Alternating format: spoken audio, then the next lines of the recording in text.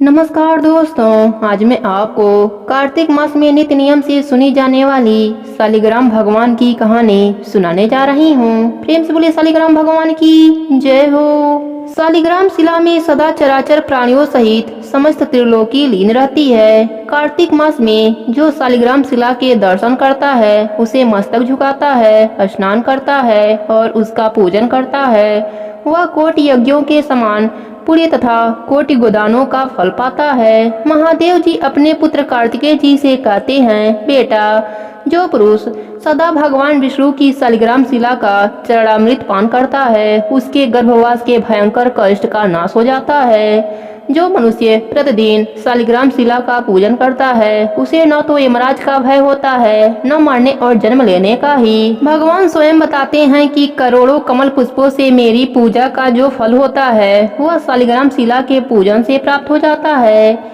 जिन लोगों ने मृत्युलोक में आकर कार्तिक मास में भी शालिग्राम पूजन नहीं किया वह मुझसे द्वेष रखने वाले प्राणी हैं। उन्हें तब तक के लिए नरक में रहना पड़ता है जब तक कि 14 इंद्रियों की आयु समाप्त नहीं हो जाती। अतः भक्ति भाव से शालिग्राम शिला को नमस्कार मात्र करने वाला प्राणी नरक में प्रवेश नहीं पा सकता। अन्य सभी शुभ कर्मों के फल का तो माप है, परंतु कार्तिक मास में शालिग्राम पूजन करने से जो फल मिलता है उसका कोई माप नहीं है। जो शालिग्राम के जल से अपना अभिषेक करता है उसने मानो संपूर्ण तीर्थों का स्नान कर लिया। विशेषतः कार्तिक मास में शालिग्राम शिला के सम्मुख स्वास्तिक का चिन्ह बनाकर मनुष्य अपनी 7 पीढ़ियों को पवित्र कर लेता है। जो नारी प्रतिदिन शालिग्राम शिला रूप भगवान विष्णु को नमस्कार कर गृहस्थी के कार्य आरंभ करती है वह 7 जन्मों तक विधवा नहीं होती। अतः सदा सुहागन के रूप में प्रतिष्ठित रहने के लिए यह पूजन बड़े ही महत्वपूर्ण है। कार्तिक मास में शालिग्राम भगवान की प्रतिदिन कहानी सुननी चाहिए। इसके अलावा देवउठनी एकादशी पर जब हम तुलसी जी का विवाह भगवान के साथ कराते हैं तो शालिग्राम स्वरूप के साथ ही विवाह किया जाता है और शालिग्राम की कहानी सुना जाता है। तो सुनते हैं शालिग्राम भगवान की कहानी। एक गांव में एक बुढ़िया माई रहती थी। वह प्रतिदिन शालिग्राम भगवान की सेवा करती थी। एक बार कार्तिक का महीना आया। गांव के बहुत सारे लोग कार्तिक स्नान के लिए जाने लगे। बुढ़िया माई ने सोचा कि मैं भी गांव वालों के साथ गंगा स्नान कर आती हूँ। बुढ़िया माई को ध्यान आता है कि मेरे शालिग्राम भगवान को कौन रखेगा, उनका देखभाल कौन करेगा। यह विचार करके बुढ़िया माई पड़ोसन के पास जाती है और कहती है, मैं 1 महीने के लिए गंगा स्नान के लिए जा रही हूँ, तब तक तुम मेरे शालिग्राम भगवान का सेवा पूजा कर देना, तुम अपने पास रख लो। तब पड़ोसन तैयार हो जाती है और बुढ़िया माई से पड़ोसन पूछती है कि किस तरह से शालिग्राम भगवान की सेवा किया जाता है।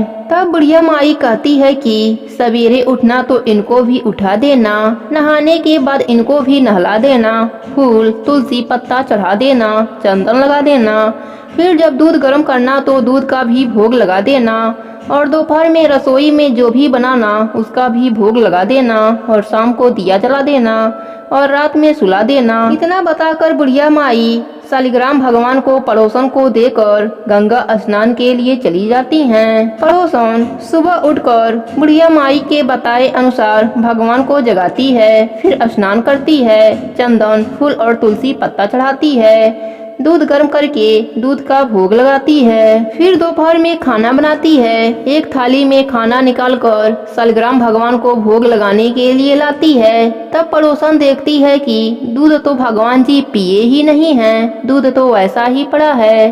तब पड़ोसन सोचती है कि क्या पता खाना खाने के बाद दूध पीते हों। फिर पड़ोसन खाना का भोग भी लगा देती है और कहती है, प्रभु जी दूध पी लीजिए और भोजन जीम लीजिए। फिर पड़ोसन अपना काम करने लग जाती है। कुछ समय के बाद फिर आती है देखने भगवान जीमे की नहीं, ताकि मैं भी जीम लूं। हाथ जोड़कर देखती है कि दूध और खाना वैसा ही रखा है। फिर पड़ोसन हाथ जोड़कर बोलती है, प्रभु जी दूध पी लीजिए और जीम भी लीजिए, आप जीमेंगे तभी तो मैं भी जीमूंगी। थोड़ी देर बाद फिर वापस आती है, फिर वही बात कह के वापस चली जाती है। फिर आती है तो देखती है ना तो भगवान दूध पी रहे हैं और ना ही खाना खा रहे हैं। अब पड़ोसन चिंता में पड़ जाती है और सोचती है कि आज तो पहला ही दिन है, बुढ़िया माई आएंगी तो क्या कहेंगी, कहेंगी कि तुमने तो मेरे भगवान को दुबला पतला कर दिया। फिर पड़ोसन हाथ जोड़कर भगवान से प्रार्थना करती है कि जिम लो आप जिमोगे तभी तो मैं भी जिमूंगी। पर भगवान तो जिमते ही नहीं, वह भी भूखी प्यासी बैठी रहती है। यही कहते कहते शाम हो जाता है। शालिग्राम भगवान सोचते हैं कि अब तो जाना ही पड़ेगा, नहीं तो यह जिमेगी नहीं और यह मर जाएगी, इसकी हत्या का पाप लगेगा।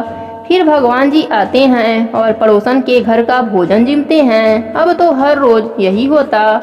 ऐसे ही करते करते कई दिन हो गए। एक दिन भगवान ने कहा, मैया आज मैं बैकुंठ घूमकर आता हूँ। पड़ोसन ने कहा, नहीं प्रभु, अब कुछ ही दिनों की बात है। भगवान जी कहते हैं, मैं शाम को आ जाऊंगा। फिर पड़ोसन मान जाती है। अब रोज यही होता। सुबह भगवान जिम कर बैकुंठ लोक चले जाते और शाम को वापस आते।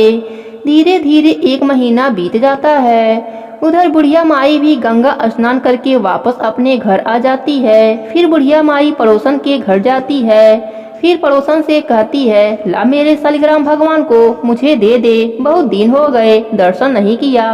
पड़ोसन ने कहा, अभी भगवान जी बैकुंठ लोक गए हैं, शाम को आएंगे तब ले लेना। बुढ़िया माई को कुछ समझ नहीं आता और कहती है, तू मेरे भगवान को अभी के अभी दे दे। उनके बीच में झगड़ा चालू हो जाता है। आसपास के लोग इकट्ठे हो जाते हैं। पड़ोसन बोलती है, इस बुढ़िया माई को समझाओ, जैसे 1 महीना दर्शन नहीं किया वैसे शाम तक और इंतजार कर ले, थोड़ी सी सब्र कर ले। शाम को शालिग्राम भगवान आएंगे तो मैं खुद ही इसे दे दूंगी। यह बात सुनकर सबके समझ में कुछ नहीं आता कि पड़ोसन क्या बोल रही है। बुढ़िया माई तो बहुत गुस्सा हो जाती है और वहीं बैठ जाती है। शाम हो जाती है। भगवान जी बैकुंठ घूमकर आ जाते हैं और मंदिर में विराजमान हो जाते हैं। जैसे ही पड़ोसन देखती है कि शालिग्राम भगवान आ गए, तब बुढ़िया से कहती है कि अब आकर ले जाओ अपने भगवान को। बुढ़िया माई कहती है कि अब तक कहाँ छुपाई थी, अब कैसे दे रही है, वह तो एक पत्थर के हैं, वह कैसे आ जा सकते हैं। तब पड़ोसन के समझ में आ जाता है कि वह भगवान के साक्षात दर्शन पा रही थी। तब पड़ोसन भगवान के आगे हाथ जोड़ती है कि आप बुढ़िया माई को भी दर्शन दीजिए, नहीं तो यह मुझ पर झूठा आरोप लगाती रहेगी। तब भगवान जी बुढ़िया माई को भी दर्शन देते हैं। बुढ़िया माई भगवान का दर्शन पाकर बहुत खुश होती है और पड़ोसन के पैरों में गिर जाती है और कहती है, तुम्हारे पुण्य प्रताप से, तुम्हारे वजह से मुझे भी भगवान के दर्शन हो गए। बुढ़िया माई भगवान का दर्शन पाकर बहुत खुश होती है और पड़ोसन के पैरों में गिर जाती है और कहती है, तुम्हारे पुण्य प्रताप से, तुम्हारे वजह से मुझे भी भगवान के दर्शन हो गए। हे शालिग्राम भगवान, जो भी आपका कहानी सुने उसे भी दर्शन देना, अपनी कृपा देना और अंत में बैकुंठ लोक का वास देना। प्रेम से बोलिए शालिग्राम भगवान की जय हो, कार्तिक मास की जय हो।